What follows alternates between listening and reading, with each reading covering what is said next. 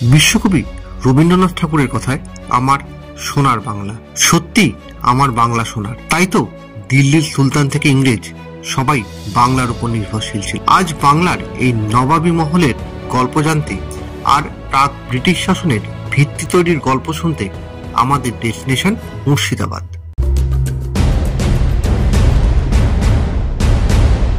দিনটা 13ই এপ্রিল 2024। বাড়ি থেকে পৌঁছে গেছিলাম শিয়ালদা স্টেশনে। উদ্দেশ্য সন্ধ্যে 7:20 লালগোলা মেমুতে বহরমপুর যাওয়া।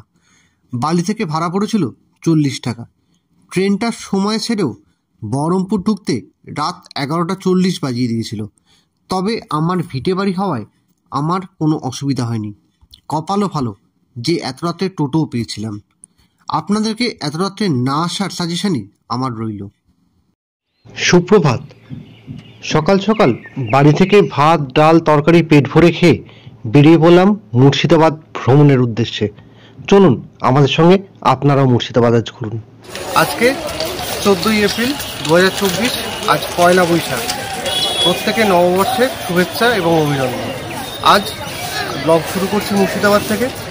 এই মুহূর্তে দাঁড়িয়ে আছি হাজারদুয়ারির ঠিক সামনে। আজকে সবার প্রথমে ঘুরবো হাজারদুয়ারি। চলুন আমাদের সঙ্গে আপনারাও ঘুরুন।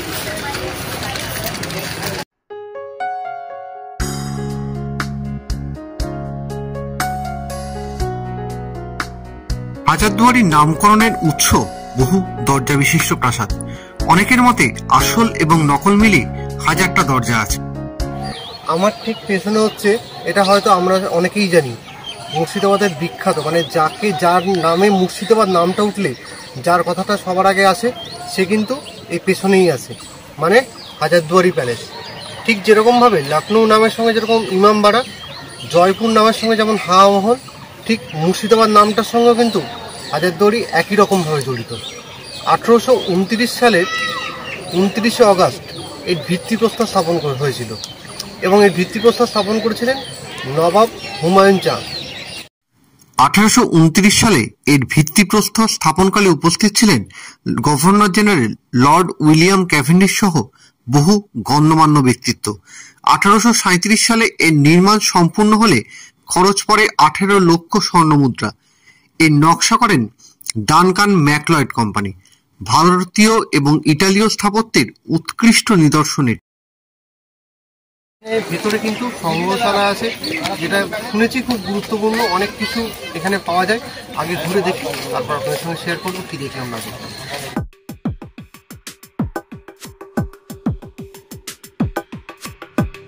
হাজারদুয়ারিটা ঘুরে নিলাম, ঠিক আছে। হাজারদুয়ারির মিউজিয়াম কিন্তু বহু গুরুত্বপূর্ণ জিনিস আছে। আমি প্রত্যেককে অনুরোধ করবো এখানে এলে কিন্তু মিউজিয়াম অবশ্যই ঘুরবেন। হাজারদুয়ারি প্যালেসের একতলায় আছে অস্ত্রাগার, রেকর্ড কক্ষ ও কার্যালয়। প্রায় 2600 রকমের অস্ত্র আছে এখানে। দোতলা ও 3 তলায় আর্ট গ্যালারি এবং লাইব্রেরি। এখানে নবাব নাজিমদের ব্যবহারের জন্য একরকম ডিশও আছে, যাতে বিষাক্ত খাবার পরিবেশন করলে এর রং পরিবর্তন হয় বা ফেটে যায়।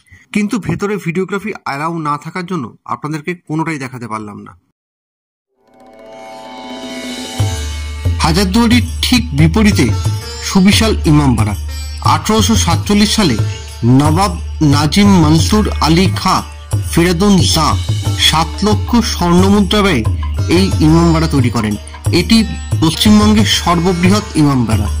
তারও আগে 1846 সালে সিরাজের নির্মিত কাঠের ইমামবাড়া অগ্নিকাণ্ডে ধ্বংসপ্রাপ্ত হয়। হাসান ও হোসেনের পায়ের ছাপ এখানে আছে বলা হয়।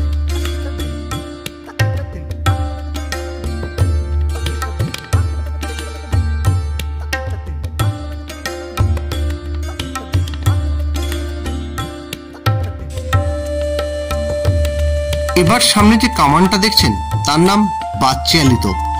18 ফুট লম্বা এই কামানটি তৈরি করেন ঢাকার প্রসিদ্ধ কারিগর জনার্দন কর্মকার। ওজন 16,880 পাউন্ড।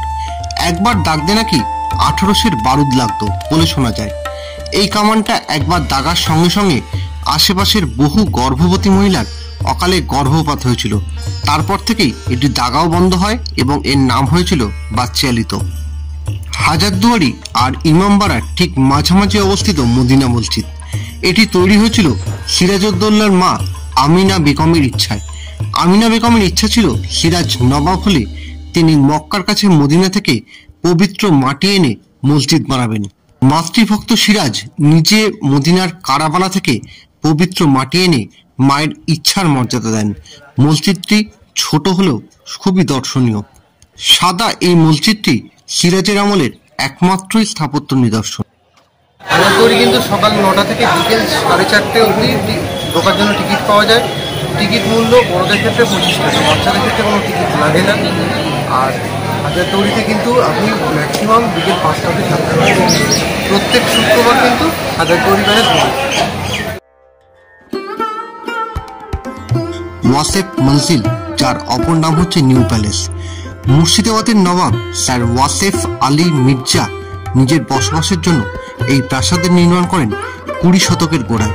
সুরেন্দ্র বরাট নামে এক বাঙালি ইঞ্জিনিয়ার স্থপতি। কিন্তু প্রাসাদের রেনোভেশনের কাজ চলার জন্য আমরা প্রাসাদের ভেতরে ঢোকার পারমিশন পাইনি। আমরা ঢুকছি আজিমুন্নিসা বেগমের সমাধিতে। আজিমুন্নিসা বেগম, যাকে কিন্তু অনেকে বলে থাকেন যে কলিজা খাকি বেগম। বলা হয় যে কিন্তু এই ইতিহাসের না কোনো যৌক্তিকতা নেই। মানে একটা মানুষের নামে এরকম বদনাম দেওয়ার আগে কিন্তু এখানে কোনো যৌক্তিকতা আমি কিছু খুঁজে পাই না। বলা হয় যে ওনাকে জীবন্ত কবর দেওয়া হয়েছিল। উনি নাকি ছোট বাচ্চাদের কলিজা বার করে খেতেন। এইটা হচ্ছে কিন্তু আজিমুন্নিসা বেগমের কবর। আর আমরা কিন্তু নিরুপায় হয়ে ওনার কবরের ওপর দিয়ে উঠতে হচ্ছে, কারণ এখানে ঢোকার নিয়মটা কিন্তু এরকম ভাবে যে কবরের ওপর দিয়ে হেঁটে যেতে হবে।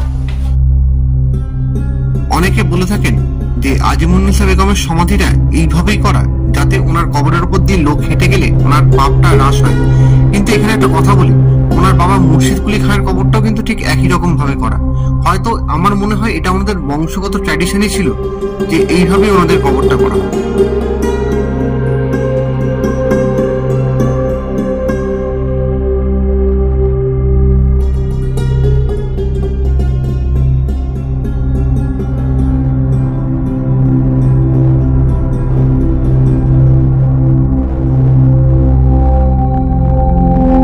নছিপুর রাজবাড়িতে কিন্তু ঢোকার জন্য টিকিট মূল্য মাথা পিছু 20 টাকা, যার মধ্যে থেকে হেরিটেজ বুক পাবে 11 টাকা আর দেবোত্তর এস্টেট পাচ্ছে 9 টাকা। আমাদের পরবর্তী গন্তব্য নছিপুর রাজবাড়ি। এর আরেক নাম হচ্ছে কুখ্যাত রাজা দেবী সিংহের প্রাসাদ।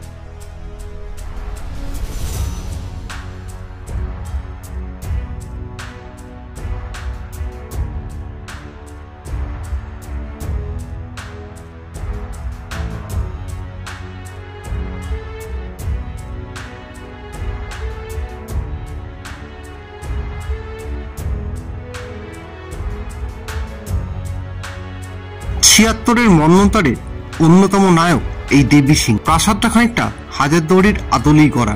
এনার আসল বাড়ি উত্তরপ্রদেশের পানিপত। সেখান থেকে মুর্শিদাবাদে আসেন ব্যবসা সূত্রে। শোনা যায় তিনি দেওয়ান রেজা খাঁর অধীনে চাকরি করার ইস্ট ইন্ডিয়া কোম্পানির রেভিনিউ কালেক্টরের পদ পান।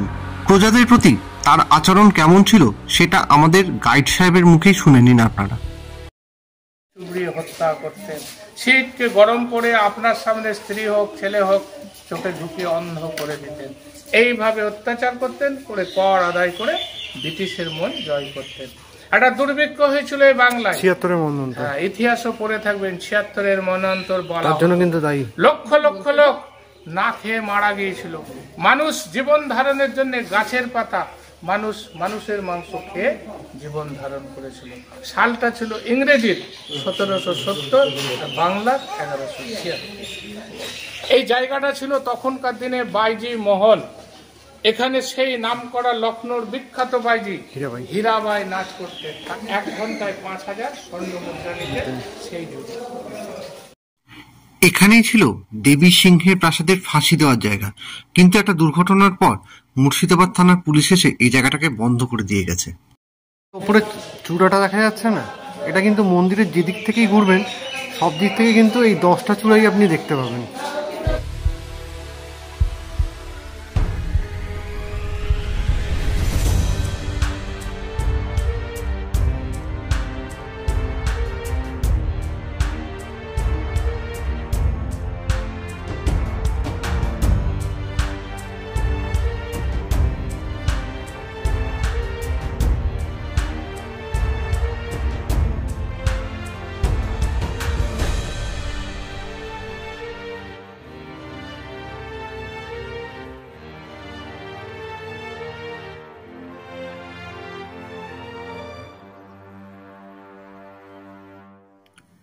এই মসজিদের নাম ফুটি মসজিদ বা ফৌতি মসজিদ।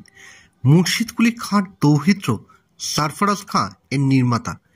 দাদুর মতো কাটরা মসজিদের অনুকরণে এটা করতে গিয়েও সম্পূর্ণ করে উঠতে পারেননি তিনি।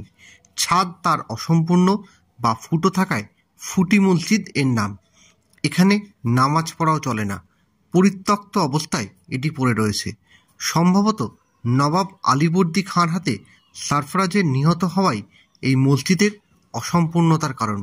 কিন্তু গাইড বা টাঙ্গাওয়ালারা এই মসজিদের নির্মাণ সম্পর্কে নানান গল্পকথা শুনিয়ে থাকেন, যার গ্রহণযোগ্যতা নিয়ে যথেষ্ট সন্দেহ আছে।